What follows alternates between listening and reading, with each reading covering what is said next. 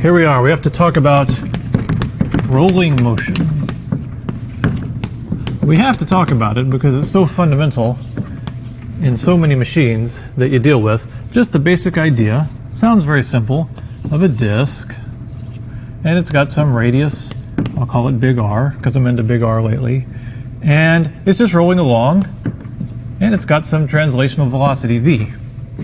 And we just want to describe that motion.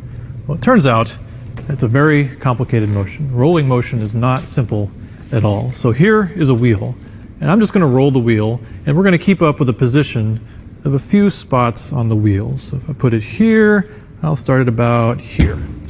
And I'm just going to roll it along the bench. Here we go, and it goes, and it goes. So now, if you were to track the position of one of these orange, or these green pieces of tape, here's what it would look like. So there you can see it's making a cycloid. It's called a cycloid path. So that's a pretty complicated path. That's a lot more complicated than just a wheel moving, right?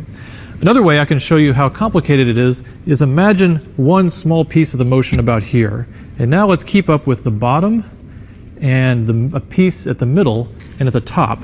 And what you see is as it rolls, the bottom stops. The middle moved along about at the speed of the wheel, and the top's actually going faster. So the different parts of the wheel actually are not going the same speed. They're going different speeds. So what this means is tracking the individual elements of a wheel, and while it's moving, very, very complicated. Okay, so we don't actually do that. There's a simpler way to treat rolling motion, and that is to treat it as the sum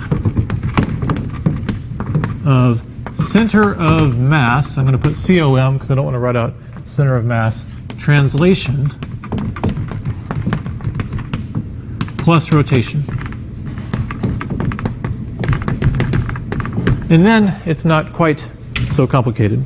So if we were going to do an energy problem, then what we would say is, let's think of the center of mass as being at the center axis of rotation. Let's assume it's a symmetric wheel. And this velocity we talked about, v, that's really v of the center of mass, because that's how fast the whole thing is moving. But we know also if it's going this way, then it must be rotating around. It must have an omega.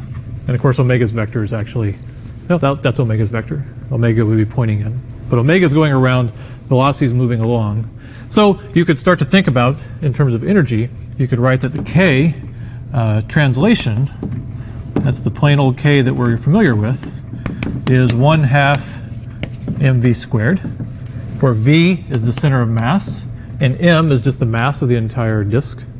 And k rotation is, we know, 1/2 I omega squared, where I has to do with the mass of the disk and how it's distributed. So if it's just a uniform disk, it's 1/2 mr squared.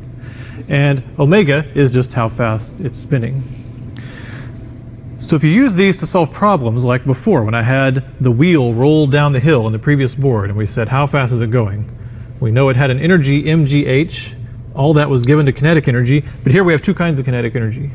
So it looks like we can't solve it, but we can, because v, the center of mass, and omega are related. As this thing rolls along, the translation is tied directly to the rotation. You can't help it, because if it's rolling without slipping, if you think about it, then omega is how fast it's going around. Well, it makes one entire circumference every period of motion. Okay, so an entire circumference is 2 pi radians every period.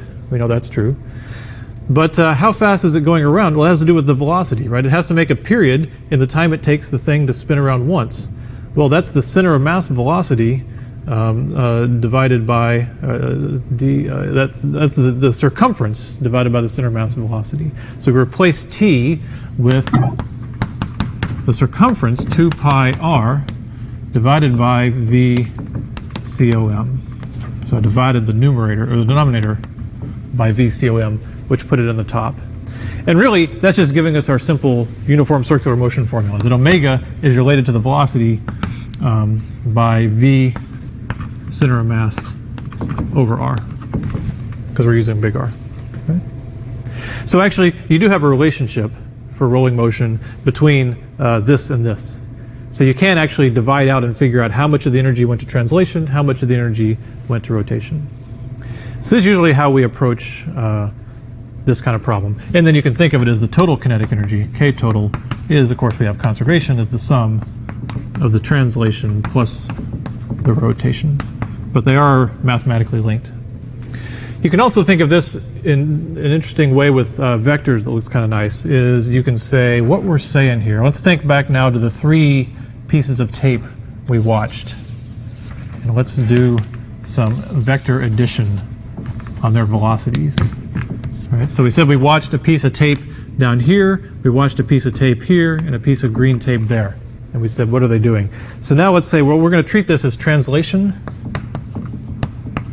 plus rotation. All right. So if we just consider translation, the thing is just moving forward, then all 3 pieces of tape would have been moving forward at v center mass. Right? We pretend it's just not even rotating. It's not spinning at all. Just translating along, v com, v com, v com. Okay. But what if we consider just pure rotation? That was the fact that it's going around at omega, and if that's the case, then you have no velocity here, right? If this thing is just sitting here spinning, no velocity, this would go back at v com, and this would go forward at v com, at the velocity of the center of mass. That would be the pure rotation case. If it's going to rotate at this rate, it needs to rotate to make it move like that. This is how fast the end pieces would be going. So if you add those two, if you just add the vectors, let's see what you get. Here you get twice v com. If you add these vectors, you get the velocity of the center of mass right where it should be at the center of mass. And if you add these, they cancel and you get nothing. So it actually does give you exactly what's really happening. If you think of the disk, a column of the disk, as it's rolling, it's really falling over. Right? And the top is going the fastest, the center is going half, and the bottom isn't moving.